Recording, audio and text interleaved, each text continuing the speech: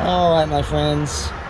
Brian here with VetteSource, back again from another interesting road trip to acquire more broken cars. This one, kind of an unusual car. Still a GM, though. Let me check something real quick. Yeah, we're good. So, GM car. This is actually a 1990, let me back up a little bit here. A 1990 Oldsmobile Toronado Trofeo, which is a bizarre, I don't know where they came up with that. You can see it here on the side. The 90 is distinct because it only says Trofeo on it. It doesn't say Toronado anywhere. I think it even says it right there. Yeah, Trofeo. Does have Oldsmobile on the center caps. Really cool looking cars. This is actually the Oldsmobile version of the Eldorado and the Riviera, which were smaller than this one. This one is only a few inches shorter than the Oldsmobile from 1960, the Toronado from 1966. Now, I picked this one up literally out of the forest. You can see the mold and all the goodies on the side, but this is such an unusual car and pretty unique because they really did not make a whole lot of these in red. There's a whole lot of darker colors, but you can see it's a very distinctive body style. And most everybody went, the buyers on these Oldsmobiles, buyers went for the darker, more muted colors, the adult colors, I guess. This is more like the sporty red. It's actually bright red, code 81 GM, which is the same as the others, but the old boy has definitely suffered from sitting literally in the backwoods there. Nice little country place, but definitely in the backwoods. I don't even know why it got parked. Now, I did go ahead and put the battery power to it, and it actually will crank, although there's no gas in the tank. But you can see, now these Oldsmobiles are very distinctive. They actually have, what's amazing for 1990 is you see over there, that is actually a touchscreen infotainment display. Yes, believe it or not, in 1990, they had a touchscreen. Oldsmobile did. They did it. I think Buick also did it with the Riata. But really a cool car. Two-door, of course, little sports coupe. It's got the basic. Let me see if I can get in here and show you. It's got the basic GM. If I don't fall and kill myself, GM 3800 V6. It gets ridiculously good gas mileage. It's actually quite sporty. These are really cool. I like these a lot when they were new. I thought it had a very unique body style.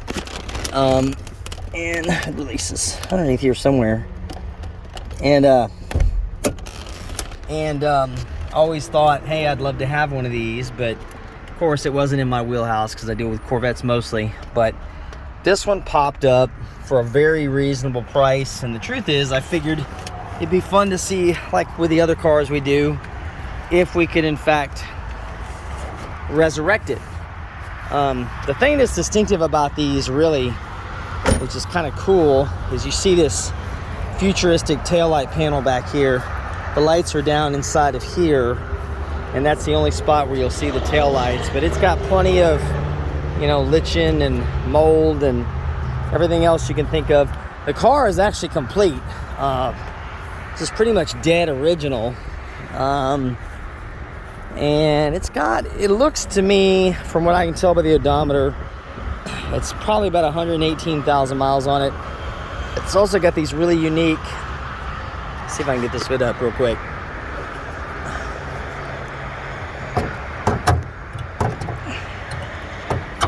There we go. A little bit more, please. It's also got this really unique single headlight motor set up, kind of like, it's exact same headlight motor that they use in the Corvettes and the Firebirds, but instead what it does is it runs both these headlight doors and covers these up. So when you look at this car,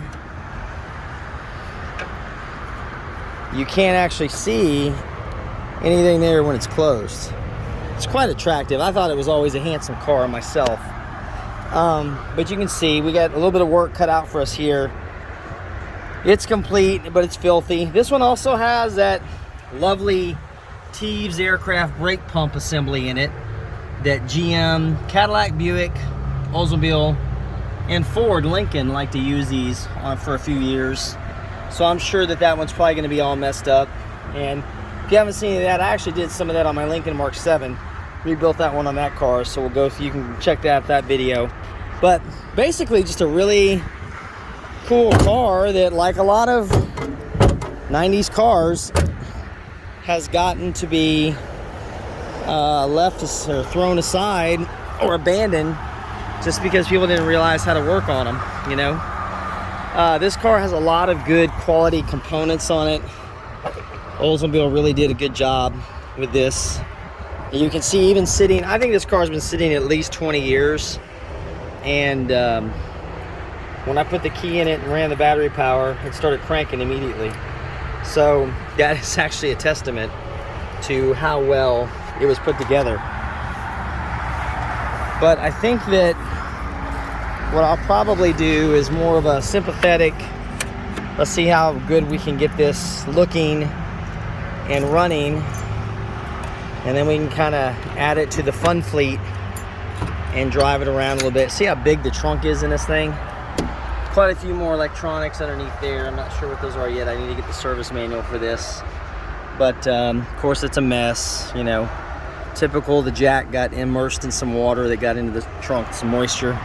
But there's no rust on this listen to me, this car. This one came out of Oklahoma City. So thank God they don't use salt on the roads.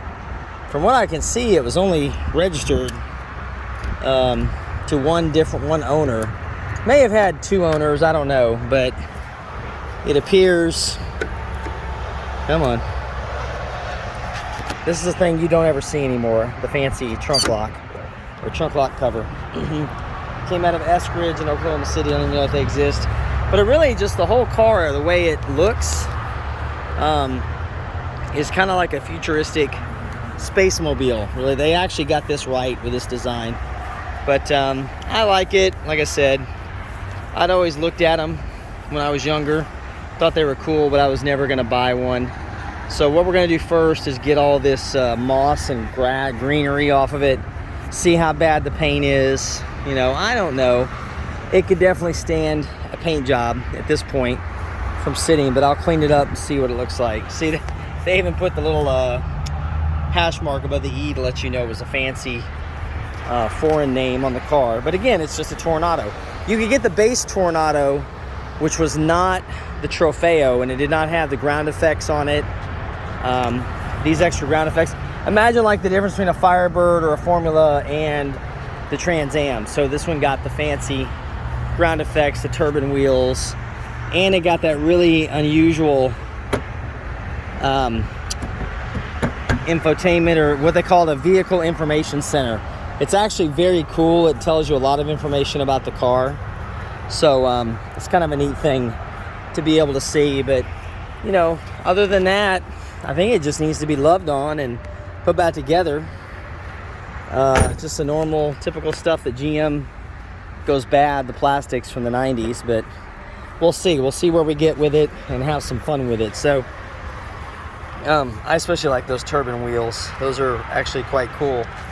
But you can see here too,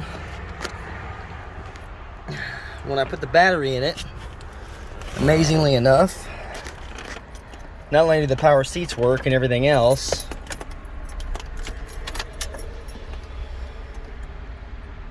so the gauges are working, and it will crank right over, I should say. It doesn't crank right up. Oh, that's funny. It shows that it has a 1/4 of a tank of fuel in it. Huh. We'll see. We'll see if it does or not. I'll leave the keys in it since we're not going to mess with that today. Of course, very luxurious. The back seat looks more like, you know, the Lincoln, the Cadillac's got a big back seat for even a 2-door car. But I'm excited for this one. And of course, you know me, guys, I do like bright colors on the cars. I like the red, especially because it just wasn't that common to see people order a red Oldsmobile very often. So, but we'll get into this one more. I'm gonna got other things I've got to take care of, but sometimes, again, in this end of the business, you pick up when you can, or when you find it, I should say. There's that seat moving. So pretty cool. So that's gonna wrap things up today. I'll be back another video on this one pretty quick, and I'll talk to you guys then. Thanks for watching.